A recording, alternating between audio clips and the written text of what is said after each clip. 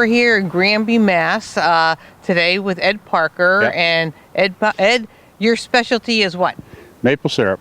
I do all my own. I raise everything. I rent trees. I collect all the sap myself. I boil it all myself, and I sell it at farmers markets in the summer. And how long have you been doing that? I've been doing the sugar in about 25, 30 years. I've only been doing the market since I retired 3 years ago. Yeah.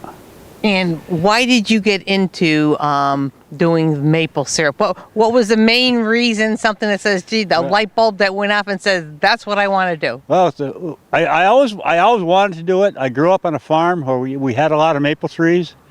My family never did it, and I had a nephew came home from college.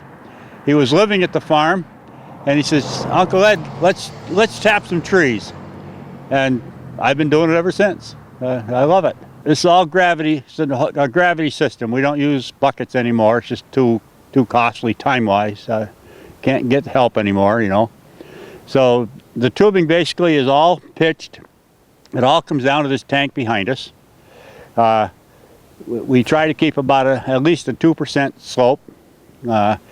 This particular little sugar bush area here has just about a 2% slope. Especially on the back line here. And the black lines are what we call main lines. Mm-hmm. And then we have what we call laterals, which are the blue lines going off to the trees. And these are all tree saver taps. We're using very small taps nowadays. The development has come a long way. You know, it used to be we drilled big holes really deep. Now we drill a little 5/16 hole about 2 inches deep, and that's all. So it's kinder to the trees. It's kinder to the trees, and it's kinder to us because it's a much smaller wound, so we can tap more of the tree at different, you know, because you have to stay away from the previous wounds for quite a few years. Okay. Because it damages a little bit of the tree. Sure. And the sap won't run in that area. So you have to keep moving. So this way we don't have to move as much. Well, that's good. Yeah. And speaking of damage, everybody's aware of the really bad storm we had at the end of October. Yeah. How did that affect you with the syrup there, or what do we call it there? The maple trees, yeah, the sugar bush? Yeah. Not as bad as you would think, because most of the damage was oak trees, because oaks still had all their leaves.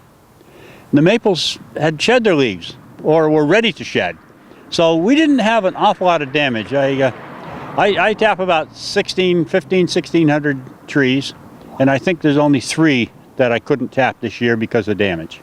Oh, that's excellent. So we did pretty well. A lot of mess in the woods. Sure, you know? Sure, yeah.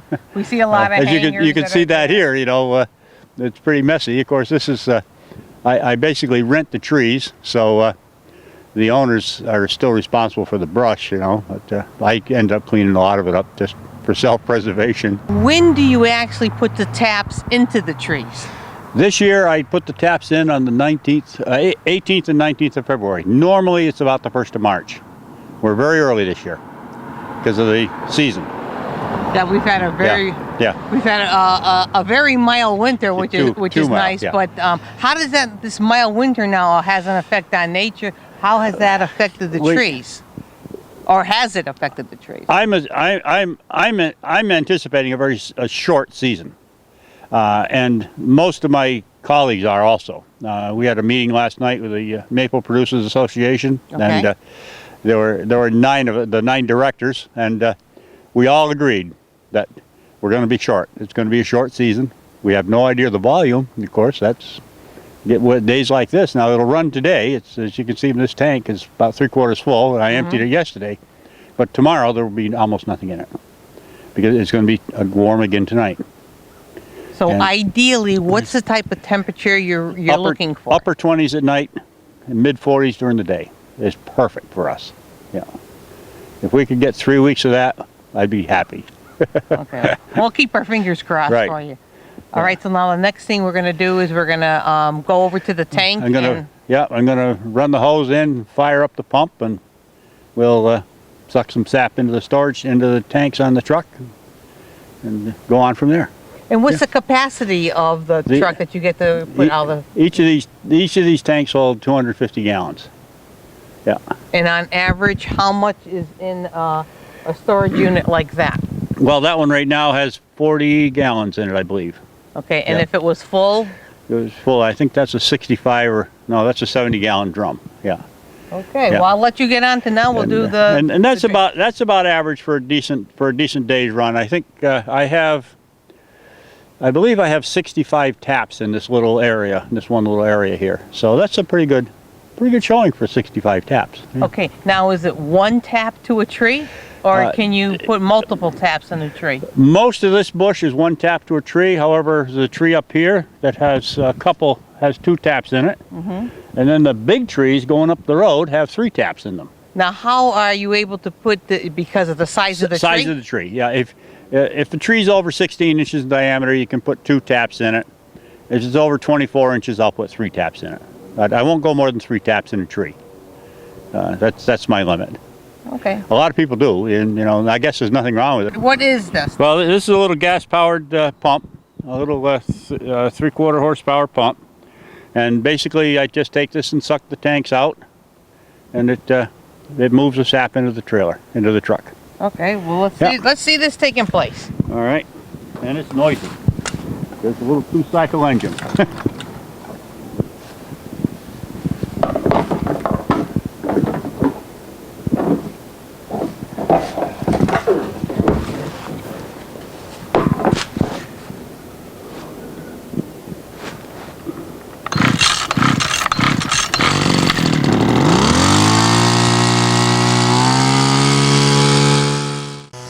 Okay, on average, how long does it take to empty out a tank like this? This tank will take about 5 minutes. That's it. Yeah, 5 to 6 minutes to empty it out.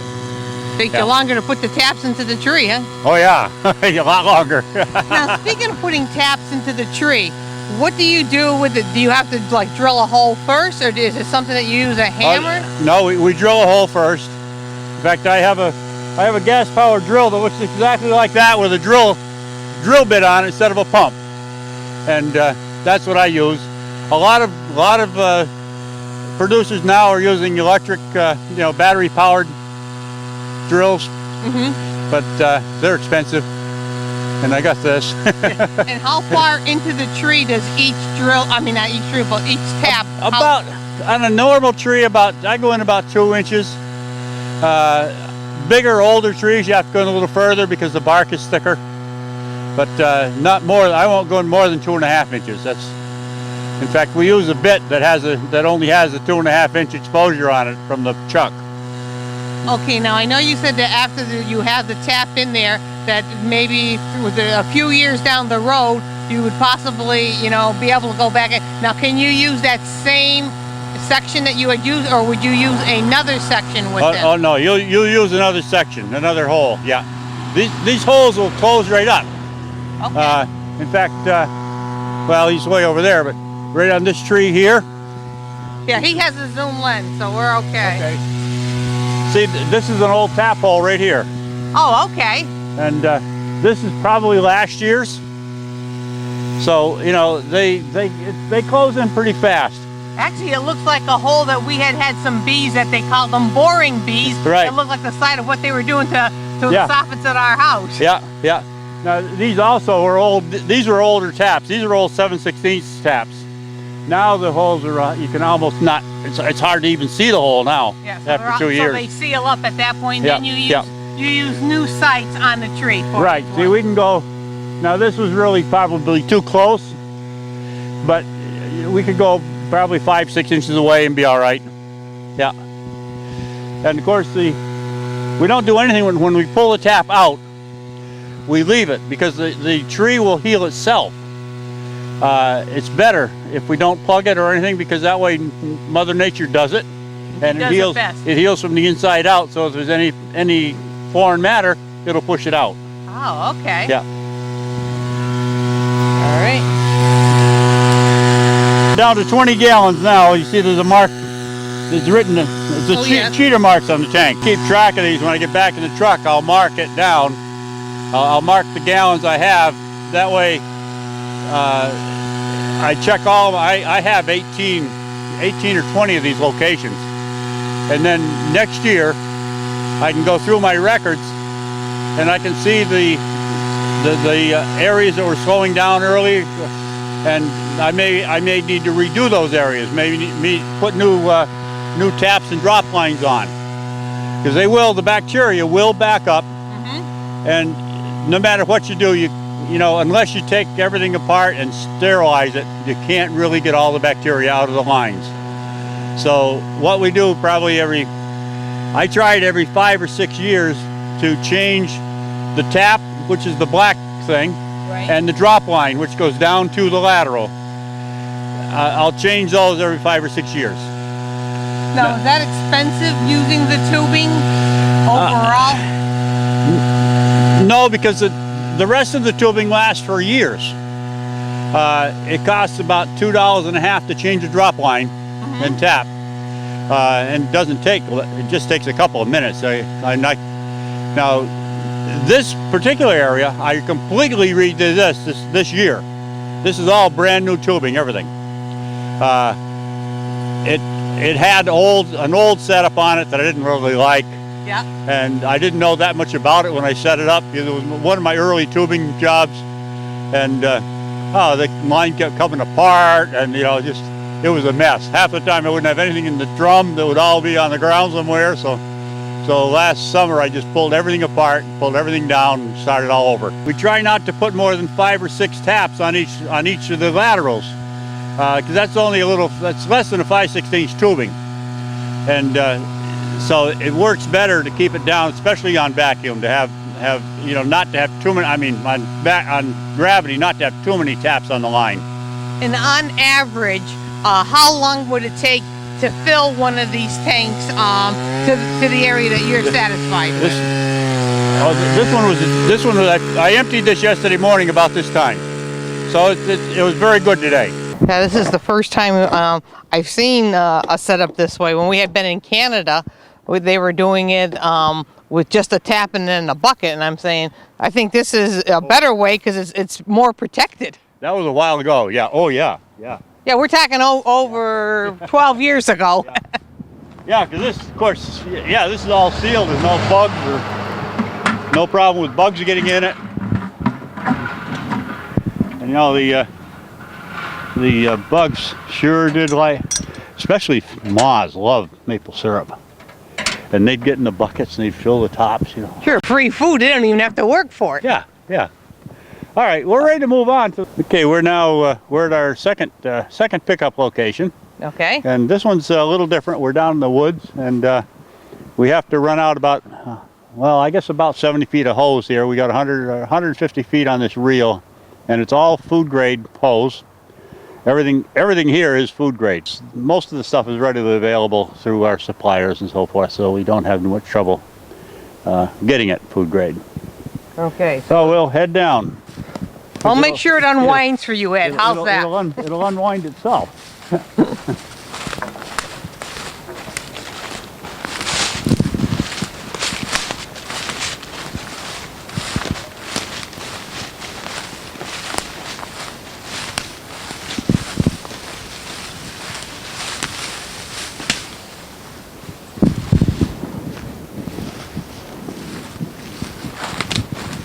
This is an area that's never been tapped before. When I was a kid, this was a pasture. Okay. So you can see from the age of some of these trees I'm getting old. Well, if you don't get old, what's the alternative? Because the trees have to be about 40 to 45 years old before they're big enough to be tapped. Oh, okay. So I just started this year. It's a friend of mine that lives up on the hill up here.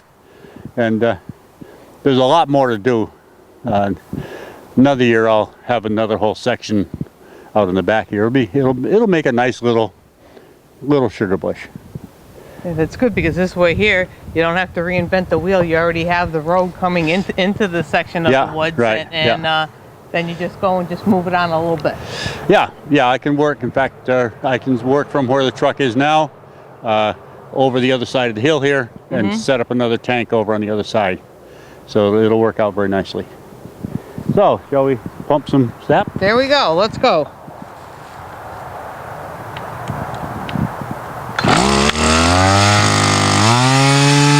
That's what we like about the pump. Absolutely. Once it's fired up, one pull and it runs.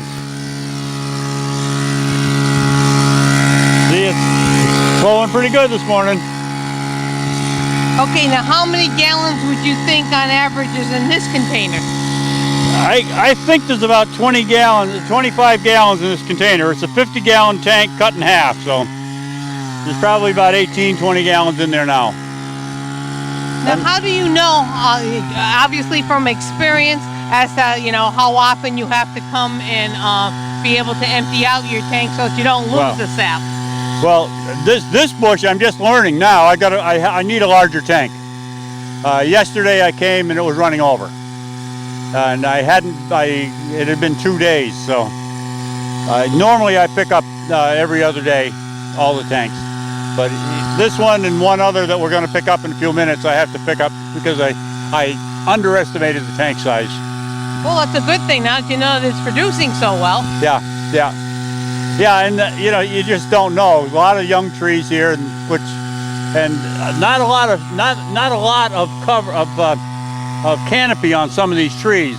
And usually, the larger the canopy, the better the yield. Okay, now when you're referring to canopy, what are you referring to? We're referring to the branches at the top of the tree. Okay. And you know, these big old shade trees along the road, I mean, they produce a lot of sap because they've got all that canopy, all that branches to work with.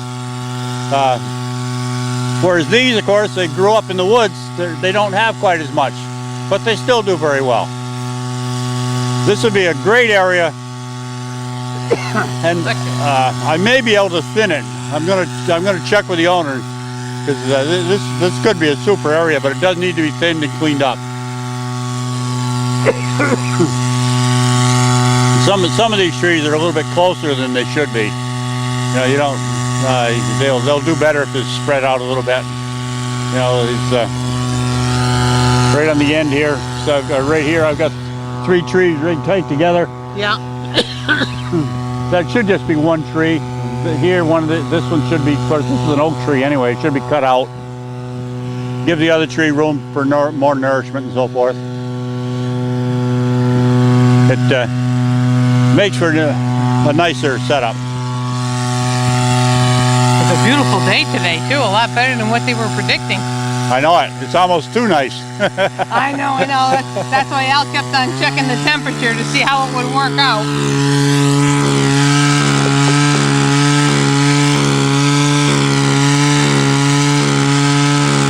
I also need to do something about this line. This line needs to be stiffer, and I can't seem to get it to stay tight. I'm going to try it one more time here.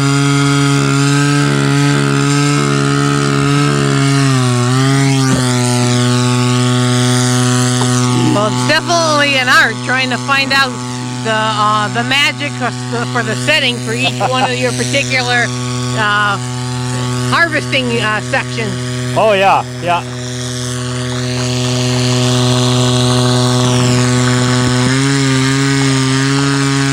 Okay, we're about done here.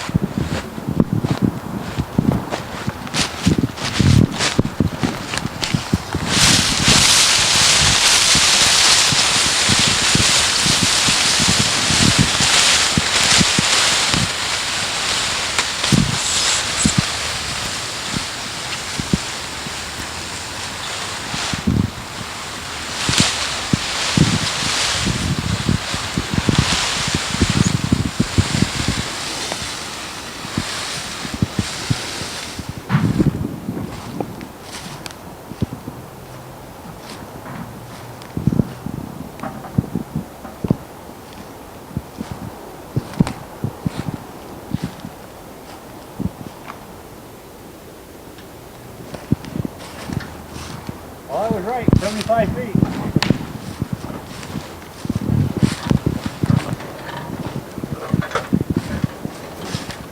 So this location then you said was how many feet? It was 75 feet of hose. Yeah. Well, that's what experience. You're able to pick it out exactly what it was going to be. I have one spot which we aren't going to do today, but that I use all but 3 wraps. Okay, we're at our third Okay, stop now. yeah, this is our third stop. This is at Bachelor Brook. This is an old farm. These I think about the 3rd or 4th generation, and they got a sawmill across the street, and he let me tap his trees, and of course, you know, in exchange for a little maple syrup, you know. Sure, that's a fair trade. So, and You do the work, he yeah. gets to use that and gets the benefits. yeah, it works. It works both ways, and I can leave everything up here except I take the lines down that are up by the house here, but that's all. And so we'll head down. This brook runs so slow; it's almost flat down here. I had to actually use some engineering equipment to decide how much pitch I needed on my line. Okay, we're gonna go down now, Al, so I'll wait at this stage so that I don't hold up the line coming down there.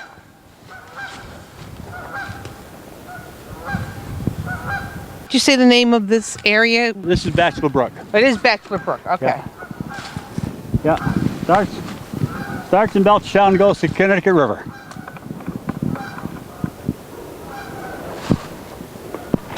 Looks like it's a haven for the ducks too and other wildlife. Oh, they love it. Yeah. They're serenading us.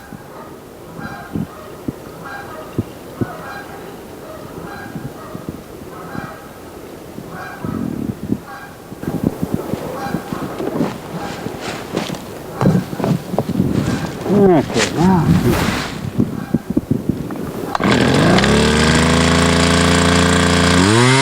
There. Now we're back in business. Now this is a site that I could not do last winter. You couldn't find any of my lines; they were all buried in snow. Oh. We had, you know, there was so much snow, and by the time the snow got down enough so we could see the lines, it was pretty near the end of the season anyway. So. Now the lines that you're referring to too, because I know we've got the black ones. Basically, yeah, mostly the main line, but even a lot of these laterals were under snow also. But they can stay up all year round? Yeah, oh yeah. Yeah, when I get all done, I start pulling the taps out, and I fill my tanks with water, and I reverse everything. Everything runs just the opposite. I plug my hose into the end of the main line, and I just flush everything out with water. And how long is that process on average? I know depending on the site, but say, you know, an average site of yours. Well, it would take me a couple hours to flush this line out. There's 90 taps on this particular line. It would take me an hour and a half to 2 hours. This is kind of steep, and I'm getting old, you know. Well, that's why I got my working shoes on, so I figured I'd be all set no matter where we go. Yeah, yeah. Sure is handy doing it this way, though. Oh yeah. Oh, can you imagine buckets trying to carry them up the hill? No, the top trees were tapped years ago. The fellow over on Aldrich Lake tapped them, but he never tapped any of the lower stuff here. Didn't want to go through the effort, huh? Yeah, it was hard, you know. Sure. Now, we were talking on the ride over to here about up in the Berkshires, as far as them, you know, weather-wise and stuff, what it would take for them to be able to run it versus running it over here. Yeah, normally in the Berkshires, they'll run about 2 weeks behind me. The guys on vacuum will be they'll come out closer to me because they can suck it out of the trees, but most of them, they'll run behind later. This year, however, I think everybody is running about the same. Everybody I talked to at my meeting last night, the directors of the Mass Maple, they've all almost, if they haven't boiled, they're all ready to boil. So, and these are guys and gals from all over the state. So it's all first year in a long time that everybody's started about the same time. It's coming in just as fast as it's going out, just about. Yeah, I will definitely get out here early tomorrow morning to suck this tank out and change the tanks. Well, we appreciate you waiting for us to come on board here so that we get to record this. Yeah. Well, you know, the way the weather was, I thought, gosh, if you could work it today, it was going to be perfect. And Well, that's why I took time off from work there so we could Yeah. come and get this one, because we said, and we know you have to work around Mother Nature. When she decides she wants to start producing, Oh, yeah. that's when we Yeah. got to go with Yeah. her. She Yeah. sets the schedule. now my guess is tomorrow morning there won't be much, because it won't be cold enough tonight. They'll run today pretty well, but then tomorrow it'll shut right down, unless it gets cold.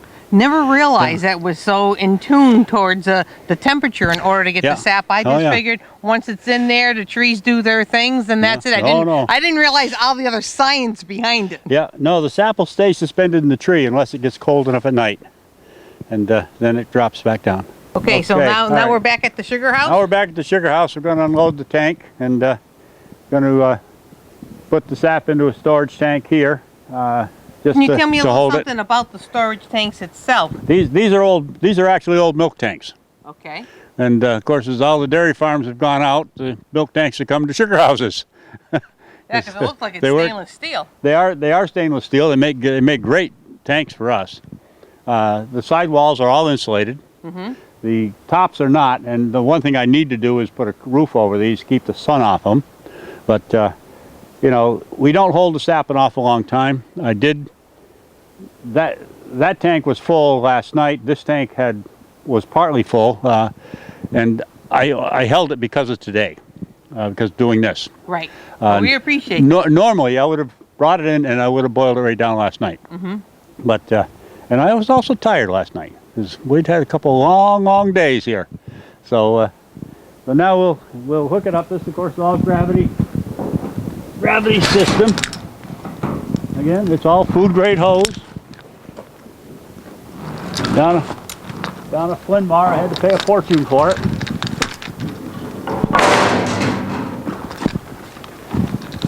And what's the capacity of these tanks on average? This one holds about 300 gallons. That one holds 350, and the flat one over there holds 375.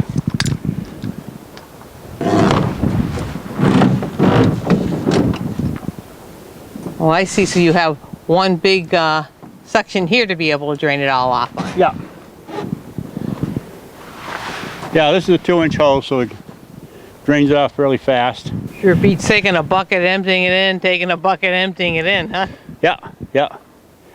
Yeah, and see from here, well, you see after I move my truck, from here we pump it up into this little feed tank up here, which filters out all the bugs and debris and so forth.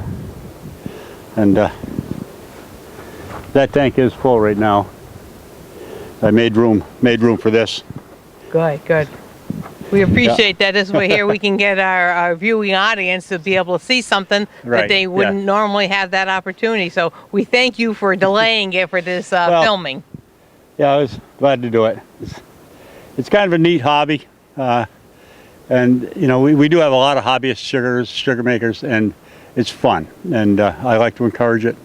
You know, young fellows like my tenant's grandson here, you know, he might grow up to be a sugar maker. You never can tell. Right, now you were talking about your organization on average, okay, and I didn't catch the full name of it, the one that you were at the meeting last night. Massachusetts Maple Producers Association. On average, how many members are there? Approximately 200 to 225. It varies, It sure, varies. yeah. It varies year to year. You know, some people forget to renew. Some people come on aboard. Yeah, and the funny, the thing that I found remarkable when I first joined, I was really a backyard sugar at the time, and I found that so are most of the other members. There are some big producers. There are some producers that have 7,000 to 8,000 taps, but the big majority have. Well, they call me a medium producer. I've got about 1,600 taps. There are probably 60% of the membership has less than 50 taps. Wow. One of the big pluses of being a member, of course, is you can buy containers at a discount because the association buys the containers and sells them. And we do a couple seminars a year. We have an annual meeting, which we have a trade show and so people can see what's new and what they want to buy and so forth. And it's a good organization, and just meeting with the other sugar makers and hearing everybody else's problems, makes you feel better, and how they resolve some of them. Yeah, right. That's the big thing, But it's a good group, and we enjoy it. I've been a member for 25 years. I'm president right now. Oh, congratulations! And, thank you. Yeah. So and we have a good board of directors. We meet once a month, and we also have a booth in the Mass Building at the Big E, and that is our biggie. That's the big thing that we do once a year, and we make candy there. We make maple cream there. We sell a lot of product there, but our main goal is education. Sure, we bought from there because we Sure, hit the Big E all the time. So now we can say, we know you're president. Well, this year you might see me there a lot because I'm going to be there an awful lot. I was last year too. But all right, so the tank's empty. We can move on to the next phase. I'll move on to the next phase. I'll move the truck and we can clean up the sugar house. I've got another question, maybe a little bit odd or anything else like that, but with the sugar and sugar house and stuff, do you ever get bothered by bears? Because we are out in the woods and everything. And I know in certain areas there's bears, so do you ever get any visitors? You will notice the doors are closed when Yeah. I'm not in it, because I never want to be outside with a bear inside. I've had bears come up as far as where the tractor is to visit. Yeah. Usually in the summer when I'm making candy, That's when they'll come? there's a bear. And I have no idea if it's the same bear each time, but yeah, they'll come over the wall and they'll come sniffing up along, and usually you sense somebody's there. Sure. So I'll look out the door, and sure enough, and Not a paying customer. no, we'll talk to each other for a minute or two, and then she'll just saunter away, and off she goes. Wow. Yeah, it's kind of neat.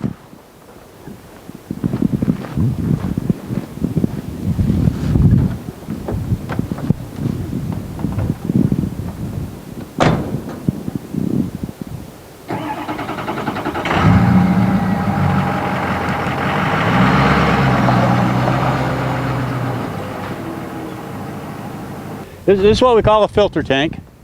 It supplies the evaporator.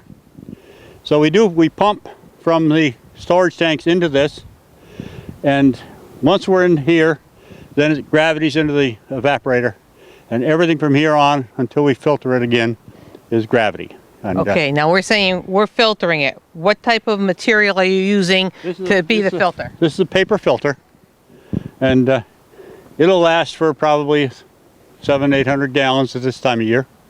Later in the season it gets less and less. You have to use more of them, but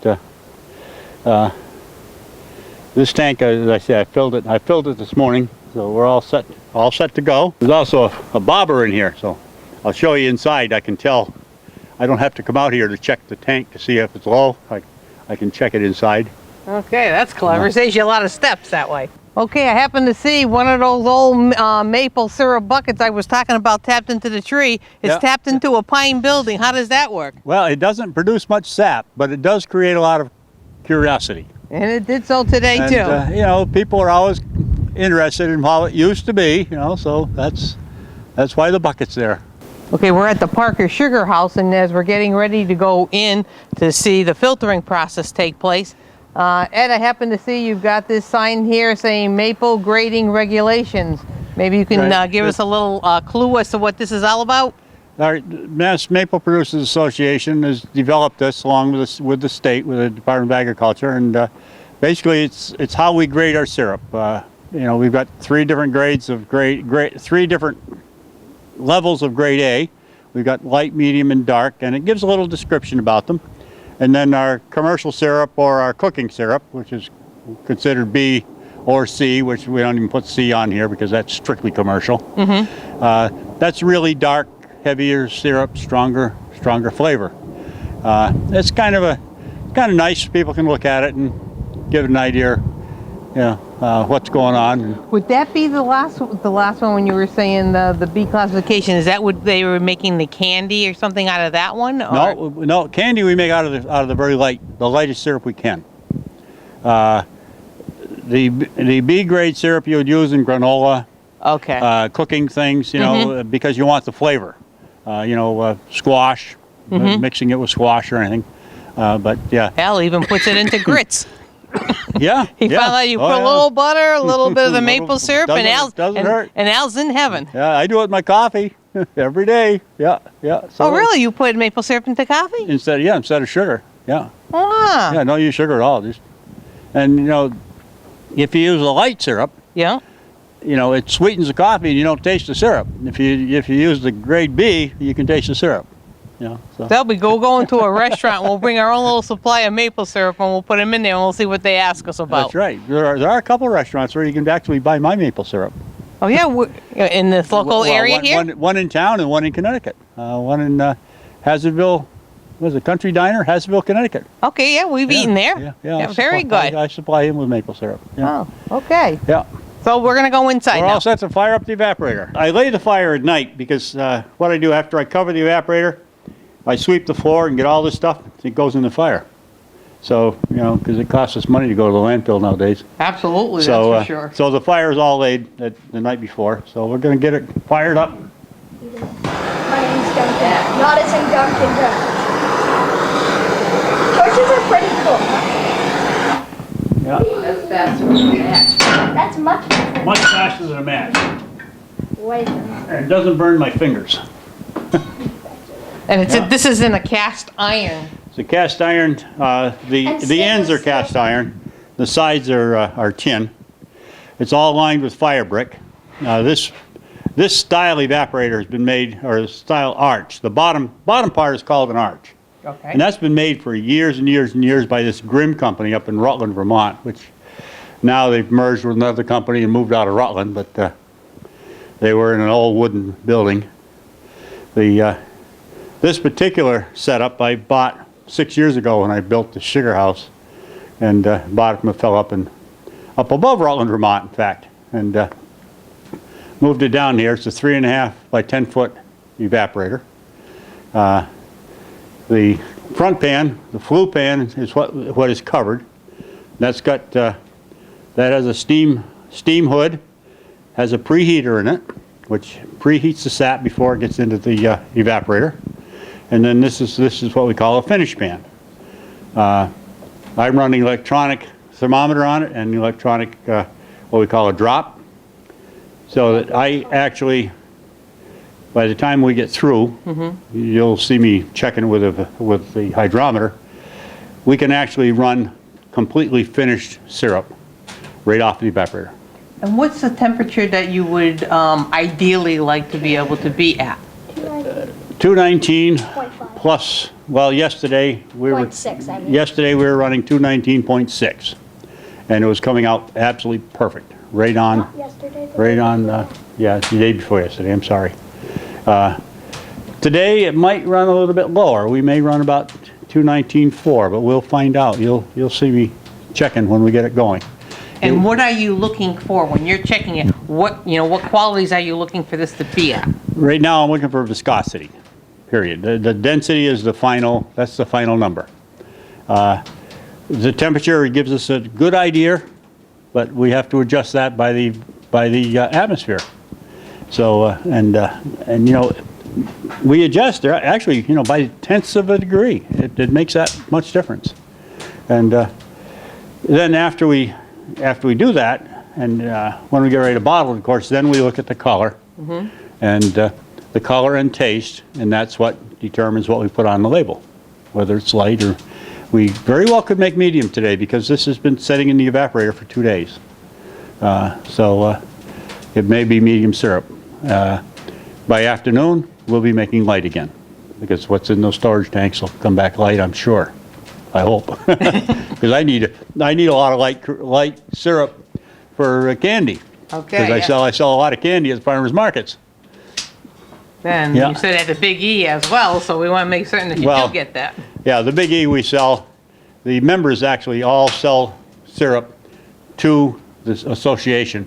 And the association has the syrup bottled, and we make the candy right there, Oh, right on the spot. right on the spot, right at the Big E, yeah. Oh, okay. So, it could be my syrup, or it could be any one of 20 guys, you know. Whoever has the syrup to sell, the shelf station will buy it. Okay. Yeah. Yeah. So I got to check the stove. Get my gloves on here. Getting some nice warm heat out of this too. It will in a minute. Yeah. It'll get warm enough before we get through. We'll probably have the doors open. Yeah.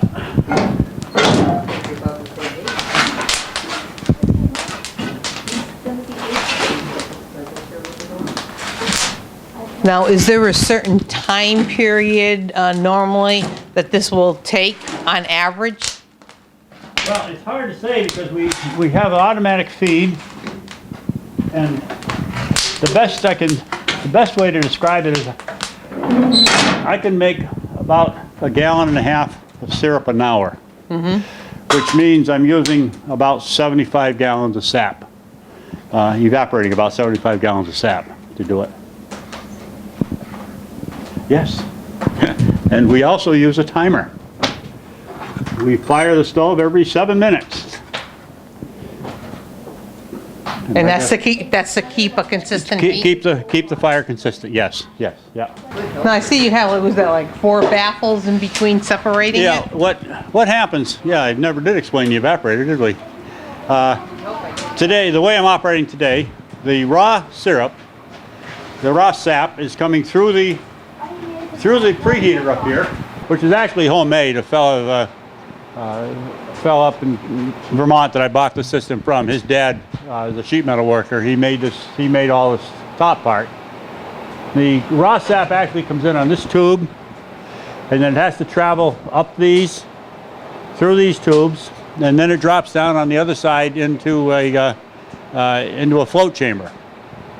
This also, the reason these pipes are so crooked, this is where the steam goes up, and I want condensation because I want hot water. Oh, okay. So the condensation comes back down into this pan underneath here, and out the other side I fill the bucket with hot water. And that way I have water to clean up with and so forth at the end of the day, or wash things with, whatever I need. And then this part of the evaporator, the way I'm operating today, we swap sides actually every day. Okay. And Why is that? the sugar, so it prevents the sugar sand from building up in the finish pan. Sugar sand. Sugar sand and niter, which is basically it's calcium and some foreign matter that sinks in the bottom of it as the syrup is separating. And if that builds up, of course, it'll plug up everything. And rather than try to filter it all out through the filter press, if we swap the evaporator, if we swap sides of the evaporator, for some reason it kind of helps to push it out. It works where it works. That's where experience comes into play. Yeah. And the day you get real busy and don't swap the evaporator over from one side to the other is the day you wish you had, because the next day is terrible. But the pan this is what we call a raised flue. Inside there are lines that the sap runs down actually right to the bottom. And then the lines, the grooves are about 8 inches deep, so it runs about up to here. And there's 6 of them on each side. So the fire is actually going between all those grooves. Okay. And of course, the whole idea of this is as much heat surface as we can make. And in the bottom here is all, as I said before, it's all done in fire brick. And I have two chambers in here actually, which is this fella up in Vermont was kind of neat. He also did a lot of masonry work. And we have 2 what we call dams built up in here.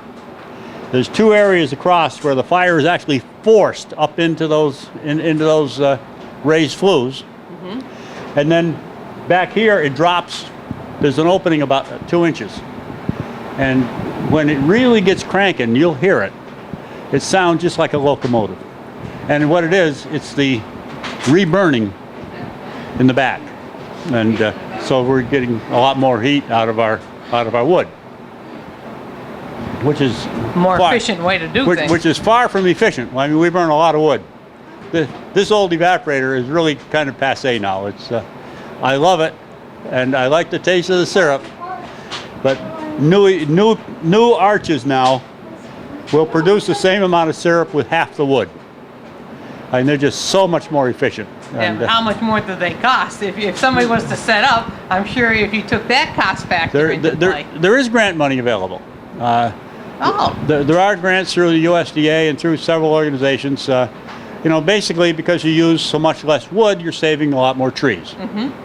So, of course, on the other hand, I use slab wood or anything. You know. yes, different So, scraps and stuff. yeah, so you know, just how much they're saving, it's kind of hard to say. But and of course, it's a lot of labor saving. That's the biggest thing. Yeah. And man, it does. You still can make good syrup.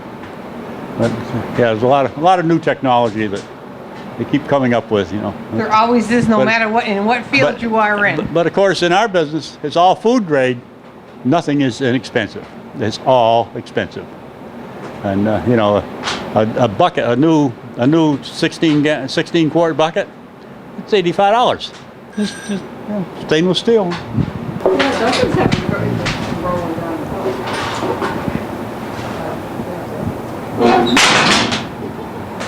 You saw the filter tank outside. Right. Well, this is the other end of it.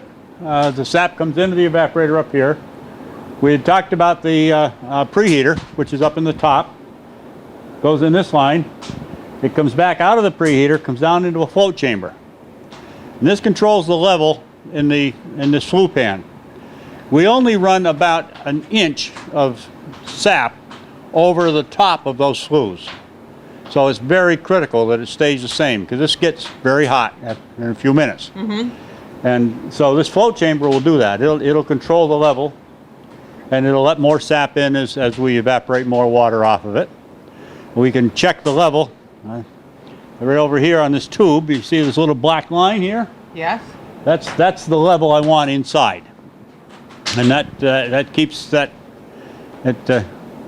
visual for me to see if I look at that and I see that's down a little bit too much, I know, oh, something's wrong. And you know, during the cold weather, you have to worry about the lines freezing up coming in and so forth. But And we're getting a nice aroma right now coming in. Right. Yeah. Yeah. Too And bad then- we can't share that with the audience as well. Yeah. This plumb bob over here, there's a full mark down here. That's when the tank is right up. This little supply tank is chock full, the filter tank. As the plumb bob rises, of course, the volume in this tank goes down. Because I've got a weight, wood weight in the tank that floats with the sap. So it saves you a lot of running around from inside, going outside, back and forth. Saves a lot of running around and a lot of heartache when you run out of sap. Don't know it. And it also tells me when I'm at the end of the day, I've got marks up there to tell me when to shut down, so I can see where I need to stop firing the evaporator and letting it close, because it takes a long time. It takes as long to cool down as it does to heat up now, and of course you can't leave it because you know you got to make sure there's sap in there to Yeah. keep it going. I'm opening the steam doors so we can get rid of some of this steam.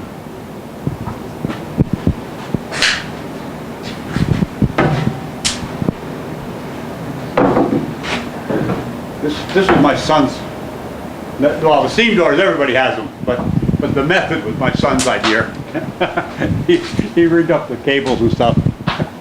There says about maple sugaring. This was a friend of mine did this many years ago. In fact, I bought all of her equipment about 15, 20, no, at least 15 years ago, I guess. And she gave me this. I think she had made this.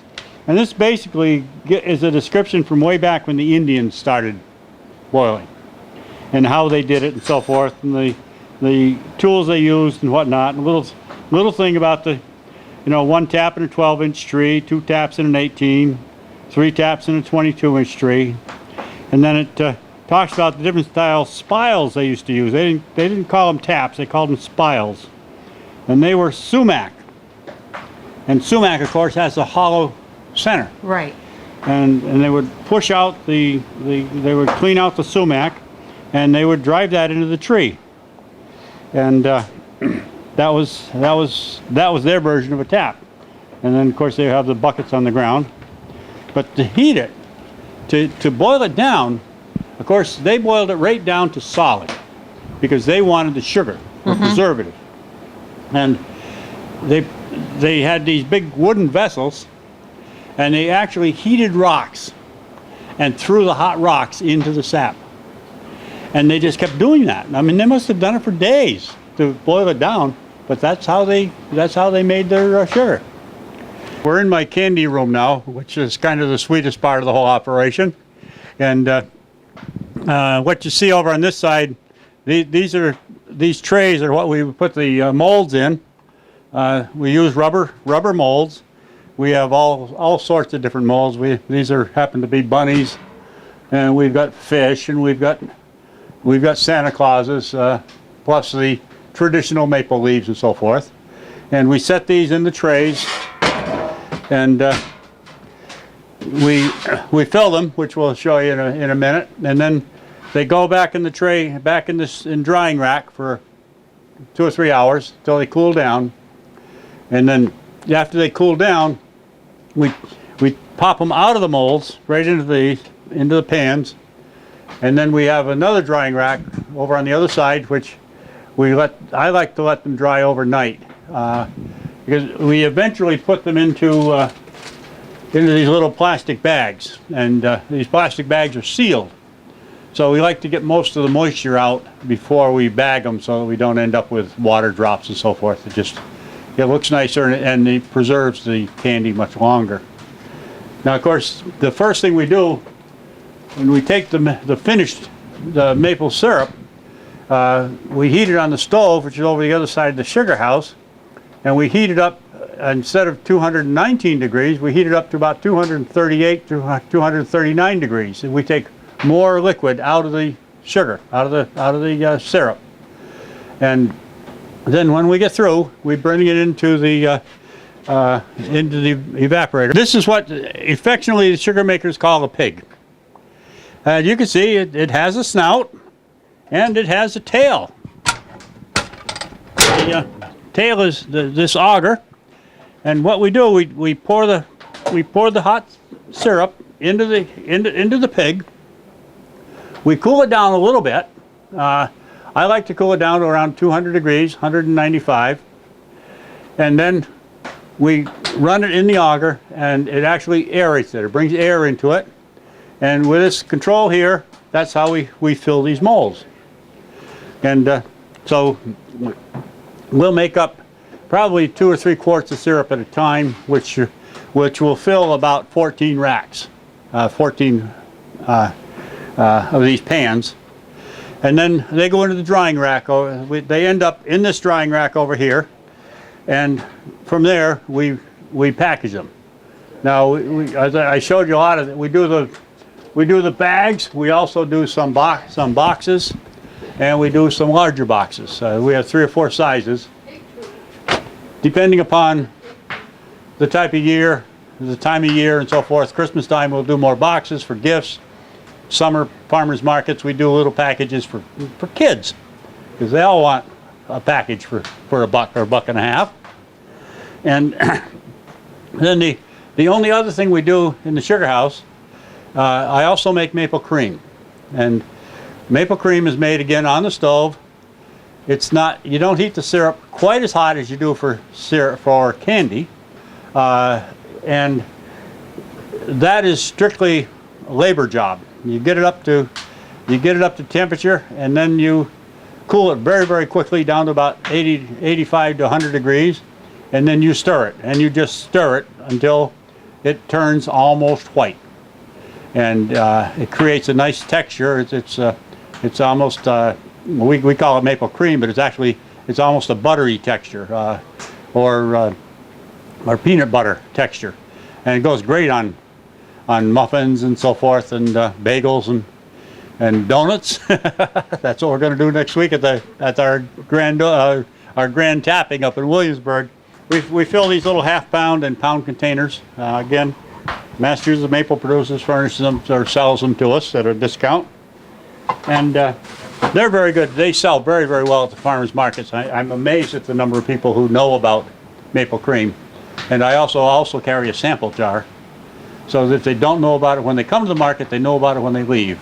And they'll buy it next time they come. We've run syrup off, according to my electronic thermometer here, at approximately 219.5 today because of the atmosphere is fairly high pressure. And now we're going to check the finished syrup to check the viscosity to make sure it is thick enough so that we can filter it and bottle it. So I have we'll fill this up.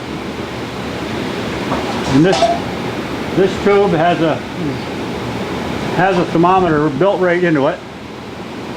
Of course, we have to adjust for temperature when we're checking viscosity on syrup. Can we hold that for you? Sure. And where are we going next? And well, I forgot to bring my thing over here. So. And officially, what's the technical name for the thing? This is the hydrometer. Okay. Yeah. I usually use the technical names like the thing. Yeah. So that's why I wanted to find Yeah. out what this was called. This is the hydrometer and the hydrometer cup. And we check the temperature over here. The temperature is 183 degrees. Right now the Brix is 60 point. Wow, it's high. Looks like it's 60.4. Which means what? Which means it's very thick. 60.4. I have a chart over here. Okay. 182 degrees. Can we take that Oh, chart 60. down over here? Yeah. Okay, we are running very thick.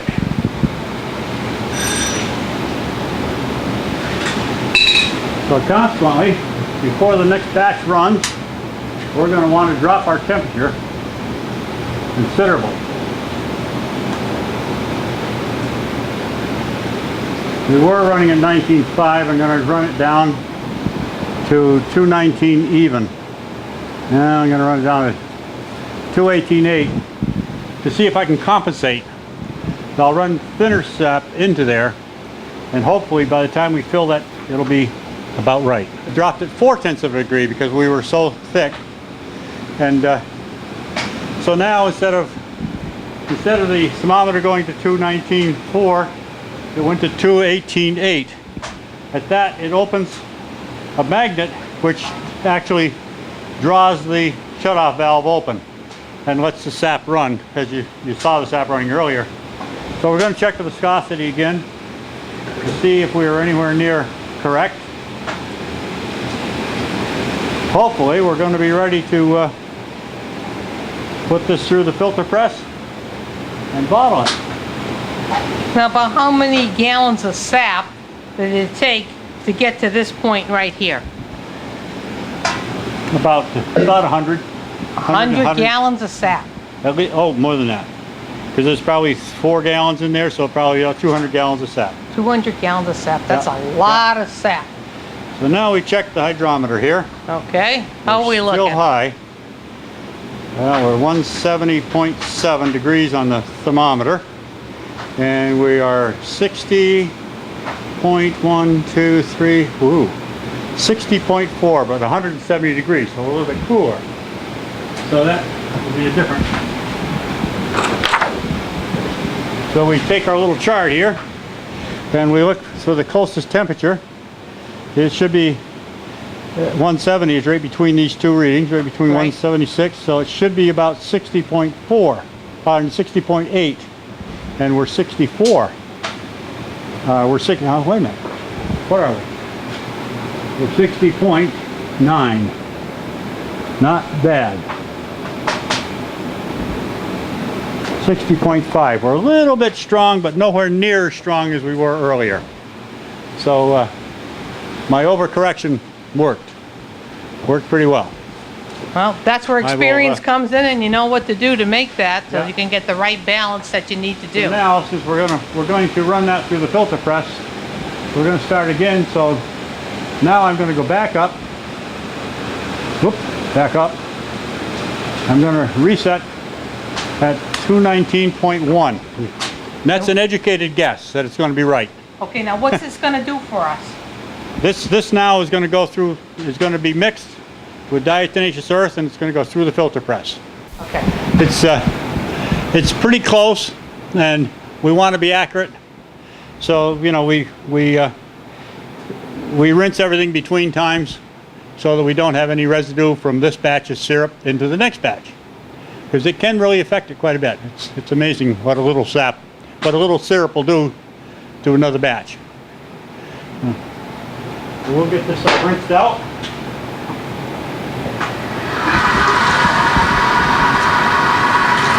At the end of the day, when I wash this stuff, we do it with vinegar. I mean, with bleach and water. Bleach and water? We use no soap at all in the sugar house. The last thing we want is soap residue in the syrup. Right, right.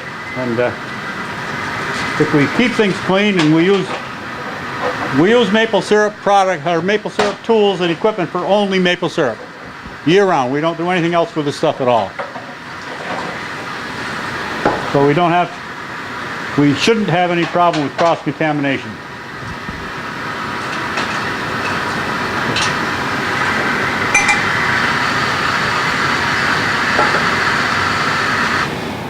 Okay, now the next process.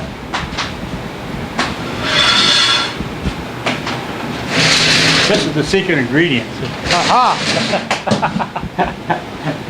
Do I have to block it so nobody can see? No, it was only secret from your husband. Okay, okay. Because you said he asked too many questions sometimes. That's right. And I don't like to have him ask questions before we get the answers, so Right. it can be on the video. All right, so this is diatomaceous earth. DE by definition. It's what's in your swimming pool filters. And it's the same thing we use for maple syrup. This diatomaceous earth will stay in these compartments. These heavier, the wider compartments are hollow.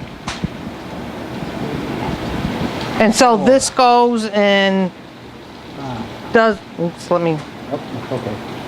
6, yep. okay, didn't want us to interrupt the Right, counting. I know how that is when you're making cakes and everything else, so. Okay, now by you putting this in, okay, what exactly does this accomplish? This filters the syrup. It cleans it all up. As soon as I get it mixed up well, we will run it into the... See, basically, we're using this as a vehicle to get the diatomaceous earth into the evaporator. I mean, Okay. into the filter press. And it'll fill these chambers. And if I counted right, it'll just about fill them.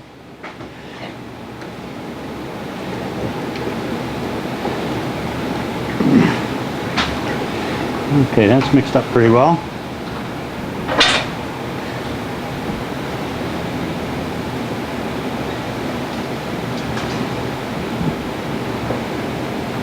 So we just circulate it first.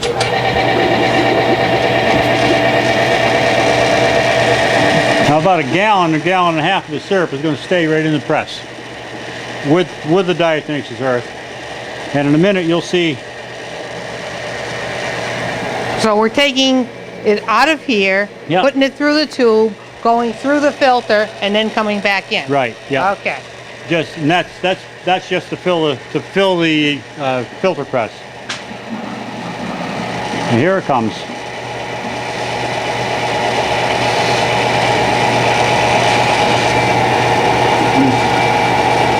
See, that'll start to clear up in just a minute. As soon as it gets enough diatomaceous earth in the press.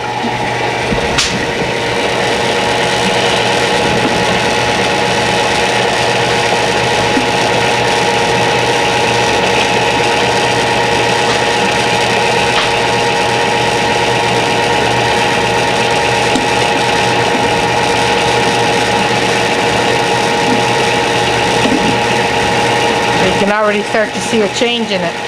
Yeah, yeah.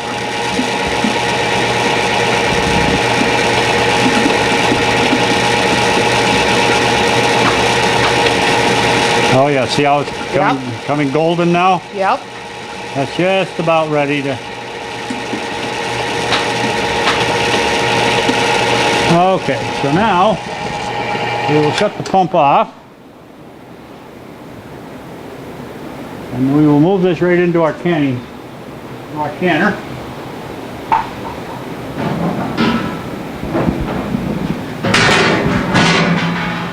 And we will pump the sap or the syrup right into the canner.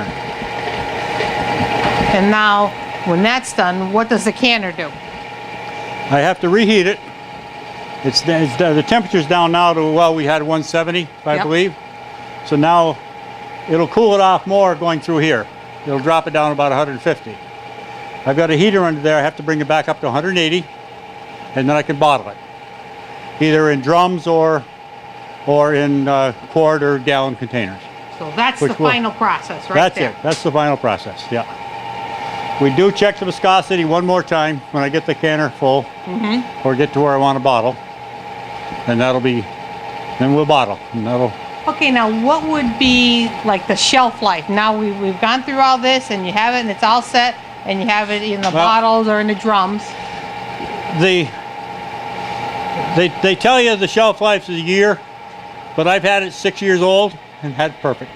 Never lasts that long in our house, but that's why I was curious what the shelf life is supposed to be. Well, you know, if you happen to get that quart in the cellar, it'll be good for a couple of years.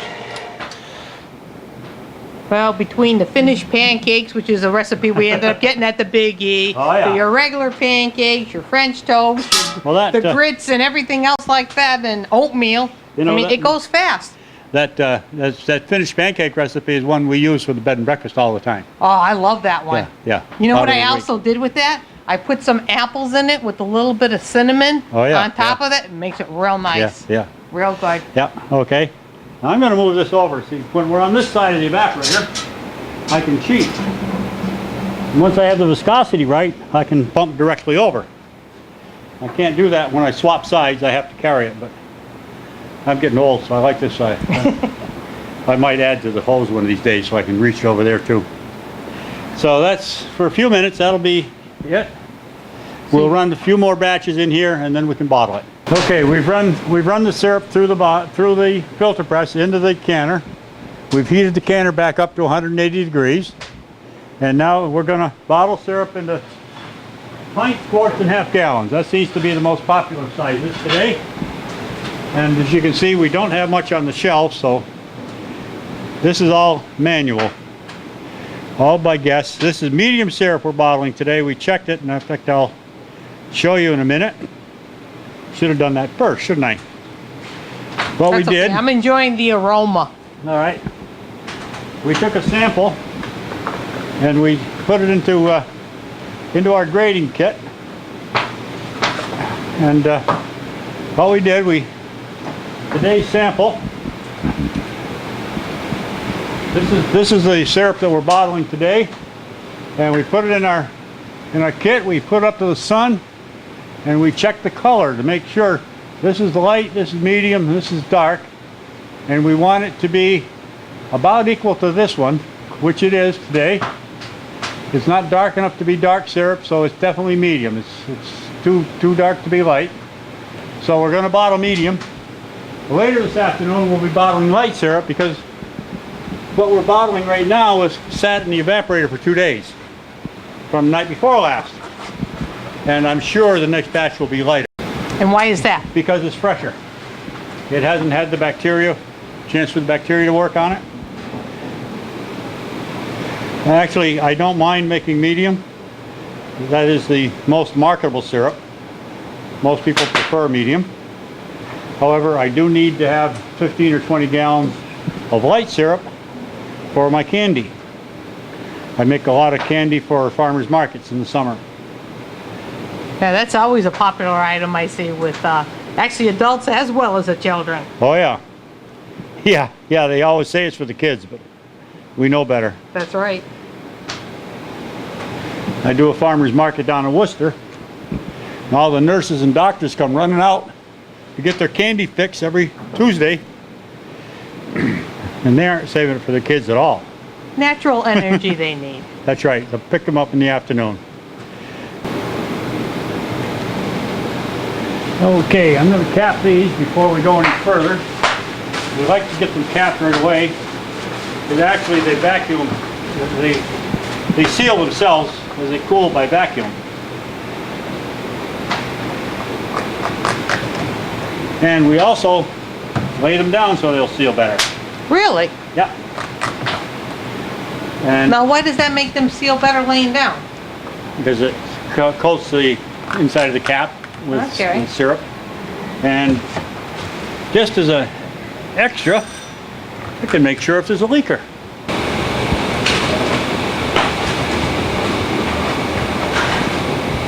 Now you get a shot in here, huh? Yeah, with the nice embers there and stuff. This is our supply, our wood supply for the year for the sugar house. Inside the shed here, there's probably about 15 cord of wood, or there was when I started Monday. And then behind the sugar house is another 4 or 5 cord, which will definitely see me through this winter. Usually what's inside the shed will take me, usually that 15 cord will do it. But as you can see, of course, we have next year's wood also, because we burn some hardwood, some pine. It takes the hardwood 2 years to cure. Right. I buy most of this, what you see here, I bought tree lengths, had it delivered, I bucket up myself, and then I have a splitter that goes on my new tractor. And I split the wood and put it in these racks so that I don't have to handle it again until it goes into the evaporator. We move it back and forth with the forklift on the tractor. A lot of the wood is given to us. The pine is usually given to me. Like I say, the hardwood I buy the cord delivered to try to keep the cost as low as we can. Mm-hmm. It does cost me $3 a gallon I was gonna say, yeah. in wood to make a gallon of syrup, which probably the cheapest fuel you can use. Besides all the manual labor that goes into it. Well, but I don't have anything better to do all summer and fall, you know, so You're right, have to keep it trim and slim, you know. Well, it's been working for you, so evidently it's really good here. And then your property, how many acres of land do you have here? Actually, we only have 2.4 acres here. Okay. We have virtually no trees. I have one maple tree down the driveway. So I rent all my trees from neighbors and people all around Granby. So needless, as you saw this morning, I have those collection points I go to. There's actually 18 of them altogether. So if you're looking for a site, what do you look for in a site? I look for a group of trees large enough to make it worth my while. And now I'm getting fussy. I want them where I don't have to take the lines down every year. Yep. I do have to take some yard lines down, but mostly I look at where I can leave the lines up, where I like to have 30, 40, 50 taps in an area. Mm-hmm. I love to have a sugar bush with 700 or 800 taps, but that's just not possible right here. In this immediate area, there aren't that kind of maple trees. But if somebody was interested and they had such a setup right there, they could get in contact with you. You take a look and see what could be done. Oh yes, yeah. Yeah, I have people call me every year offering me trees, and I go and check. Well, that one setup we did this morning, Yeah. you know, is a good example. That I just set that up this year. I'd been in that woods a couple of years ago, and the stuff, well, it wasn't quite big enough. This year, it was fine. It was good size. It's grown enough. It's amazing how fast these maples will grow. Once they get to be about 30 years old, they really blossom out and start to grow fast. And I have some trees that, you know, the end tree on these lateral lines, Yep. I actually circle the tree with tubing. And that's how we hold the tubing up. Well, this year I had to extend 4 or 5 of those because they were too tight for the trees. So I had to add more line. We do have a potential problem with maple syrup. Japanese beetles, which have been introduced, probably everyone's heard about them in Worcester, where they have literally taken down at least 20,000 trees to date and are going to take down more.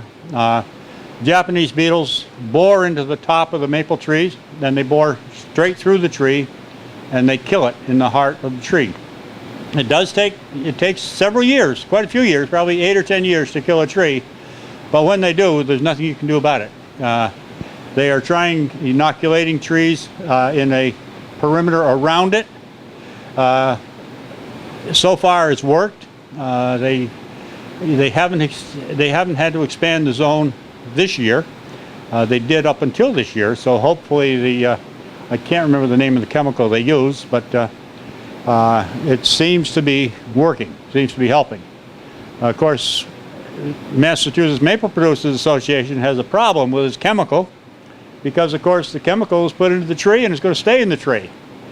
We did get the Department of Agriculture to agree to put metal tags on any tree that they treated with this cloprin. And that tag will stay on the tree until they come up with research to tell us that it's okay after a certain length of time to use the sap. And of course, these are mostly yards up, Boylston and north part of Worcester. Mm-hmm. Hopefully, they've contained it, and hopefully this chemical will eventually dissipate, so that the trees will be okay. But until they do some research to find out, we're gonna hold fast to making sure they tag them. The last thing we want is something like that in pure maple syrup. Now we're filling half gallons. They take a little bit longer. This is beautiful looking medium syrup. Yeah. Perfect. Beautiful amber color. Yeah, perfect color. Actually, I could use this for candy. It would still come out pretty good. You can still Candy. see the heat there and stuff, and yet into the containers where it's. Oh yeah, well it's about 180 degrees. I like to bottle between 170 and 185. If you go hotter, you have to get crystals in the bottom. Mm-hmm. And of course, if you go too cold, then it'll spoil.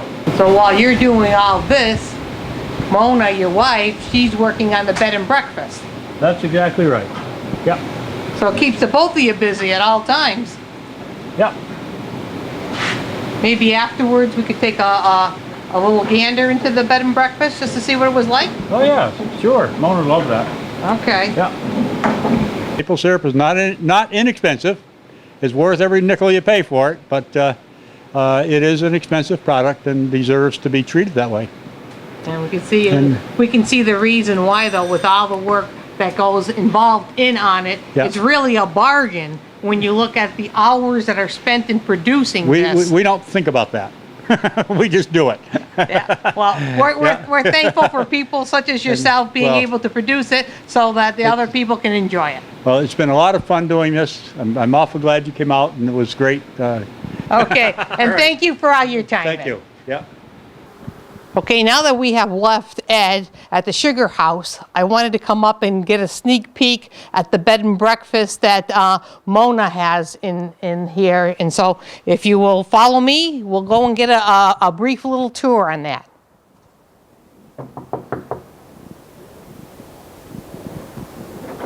Mona? Hi. Hi, I'm Susan Grimaldi. Hi, how are you? Good, good. We were visiting with Ed with Yeah. doing the Sugar Shack and stuff, and he said that you would be glad to just give me a brief little Sure. tour of your bed and breakfast. Sure, come on in. Okay, thank you.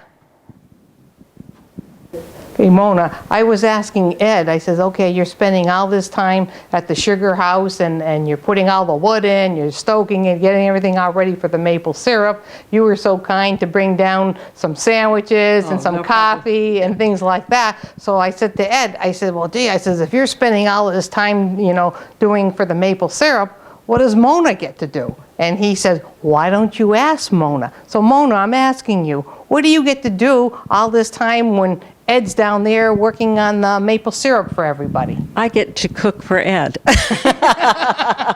So when Ed's down there, many times there's been times when he's been there at midnight. So when there's a big, a lot of sap to cook, he just stays out there until it's done. And so I make sure he's fed. And, on the other side of it, I have a bed and breakfast here. It's called Parker's Bed and Breakfast. Mm-hmm. And I run my bed and breakfast, and Ed makes a very mean bed. Well, that's good, so right he's there. helpful to me, too. So we help each other out. A good teamwork. Yeah. Yes. Yeah. Would you mind just giving us like a little overview of your bed and breakfast? No, not at all. The room that you're looking at now is our great room. It's our home. Mm-hmm. This is a 3-bedroom house, and we're on the side of a hill here by the mountains, and we have a 1-bedroom apartment in the lower level. And when it's not rented out, which it is right now, I've rented it for the winter, I use it for the bed and breakfast. And so I can sleep 4 adults down there. We have a Danish couch that's very comfortable in the living room, and anyone could come and cook if they made that arrangement to do that. But so that's very comfortable down there. And then we have on this end of the house we have 2 bedrooms with a shared bath, and so we feed everyone out here in this dining room. Our great room has turned into our office. When Ed retired from building, we made one of the bedrooms into one of the office into the bedroom. So his office came out down here. So we have our living room, our office, our kitchen, and our dining room all in one room, and it's been very comfortable. And Ed was talking about an old clock. And Yes. he said that it was up here in the bed and breakfast. Yes, it's Could you right. show- It's right here at the end of the kitchen area. Okay, now this clock, you were saying you think that this was probably built by somebody in Ed's family? Yes, probably. It could have been his great-grandfather. I'm not sure about that, but it has a wonderful story to it. The clock, I don't know if you've heard of the grandfather's clock song. No. My grandfather's clock was too tall for the shelf, so it stood 90 years on the floor. And it goes on that eventually the old man died, and this clock stopped never to go again when the old man died. And so a wonderful story that came up out of that was that Ed's great aunt married the composer Henry Clay Work. And he is the one that wrote the song about the grandfather clock. And so because they did actually live in that house in Greenwich, one of the lost towns in Quabbin Reservoir, they feel that this is the clock that the song was written for. And interestingly enough, there was a clock, grandfather's clock in England, and that family claimed that they have the clock the song was written for. But the Parker family feels that they have the best story and all this documentation of him having lived there. So we think that this is the clock. And this is the first bedroom there you were showing me. And if you could just kind of, point it all out there. It looks like it was decorated by an interior decorator. Did you have somebody come in to do this for you? No, I do all my own decorating. Whoa. And I have always loved decorating. And I used to have a shop over in South Hadley at the Village Commons. And that's when people said to me, would you come and bring your curtains to my store? And that's when I should have said, okay. But anyway, it was fun doing this. And this room here was Ed's office before he retired. And he was a builder, and so the office was in here. And so when we decided to pump up our bed and breakfast and our sugar house business during retirement, this room became, much to Ed's dismay, another bedroom for the B&B. And we had these beds right here were beds that my sister and I used as bunk beds at one time. So that was a couple years ago. So we decided, because the room was comfortably large, we were able to get another bed in. So with the 5 College area, which we really do a lot of business with, for graduations and all the kinds of things that happen with people coming from California or wherever to see their kids. This is great. A couple could bring in their daughter in to look at Mount Holyoke College, and they could all stay in the same room. It gets the price down a little bit for them and makes the whole thing less expensive. So, And it's so nice and homey, too. yeah, we tried to, that was an old piece that came out of Ed's mother's family home in Plimpton, Mass. And so, we cleaned it all up, and it's made sort of a fun focal point in this room. And this has been a great room. And I was a little concerned about not having the big queen-size bed in, but this has been used a lot. We call this the brass bedroom. The other one's the 3-bedroom. And so this one is a few old antiques that we've picked up along the way. This is a queen-size bed in here, and obviously this gets asked for a lot. A couple comes in, they like this. If you're lucky and no one's in the other room, this one does have a door that leads directly into the bath. So someone every once in a while comes and finds, to their much to their surprise and happiness, that they have a private bath. Otherwise, it's a shared bath, and it works out very well. Yeah. Yeah, it's very, very pretty, very spacious, and very open, which is Yes, what I yeah. really like about it. Yeah. And I think people enjoy the old things in here, and so it's a comfortable little room, and we enjoy having everybody that comes. We have found we started doing it after I closed my business in 1999, and by the next spring we were doing it on the farm. So we've been in business for a number of years now. And we have found that there are very dedicated B&Bers, and there's not a bad one in the bunch. And I'm sure once they find out about this little treasure, situated in Granby, and having a side trip there to the Sugar Shack, I'm sure that they'll really be very pleasantly surprised Yeah. and enjoy their stay here. They really do. And, of course, I have to feature Ed's maple syrup in my breakfast. So that happens a lot. And it's a lot of fun, and it's very enjoyable to work with people that come in. Okay, Mona, well, thank you for taking the time to show us your bed and breakfast there. And do you have anything you'd like to say to our viewing audience? Well, I'd like to tell everyone that we really enjoy what we do here very much. We would love to have you come. And surprisingly enough, a lot of local people send their company. A lot of people don't have the room for their company, and so the company come and stay here with us. We give them breakfast, and then off they go to spend the day with you and come back and sleep with us. So it all works out. We love what we're doing, and we try to make you as happy as possible. Okay, thank you, Mona. Yeah, thank you very much.